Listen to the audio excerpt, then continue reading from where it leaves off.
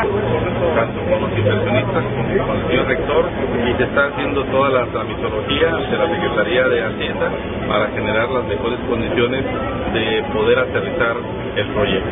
En el caso del puerto seco para la zona del crucero de Tecomán, en el caso del gasoducto también debemos reconocer que va sobre lo planeado y que se está generando el estudio para ver cuál sería la ubicación más adecuada para la extensión del gasoducto Manzanillo-Guadalajara. Estamos sobre las fechas y sobre los estudios en las fechas que se habían planteado, y es que estamos muy seguros que va avanzando también muy bien el proyecto. ¿Se tendrá este año poder iniciarse lo del puerto seco? Lo del puerto seco sí, parece ya ser que está muy avanzado, que ya hay la autorización por parte de Hacienda y que se están haciendo las últimas gestiones para poder hacer toda la terminología como yo le explicaba y entonces colocar la primera piedra para este desarrollo.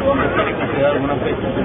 No, todavía no, porque estaríamos a los tiempos que esté sujeto cada uno de los trámites que son necesarios para poder arrancar el proyecto. En cuanto a los que estarían dentro del puerto seco ofreciendo los servicios, ¿ya hay algo con ellos? De acuerdo a la información que nos han dado los inversionistas, hay pláticas ya con las principales empresas que mueven la carga contabilizada a nivel internacional y que sin duda tendrían presencia ahí a efecto de poder generar el desahogo rápido de lo que es la carga contabilizada. Desde luego que esto es también un complemento a futuro de lo que es el desarrollo portuario en el propio puerto de Manzanillo, con las obras que se están llevando a cabo para la actualización de la disponibilidad de espacios que tenga el puerto de Manzanillo para recibir carga de todas partes del mundo. El gobernador se inaugura el día de hoy una bodega precisamente en Manzanillo, vinculada con la actividad portuaria. Sí, así es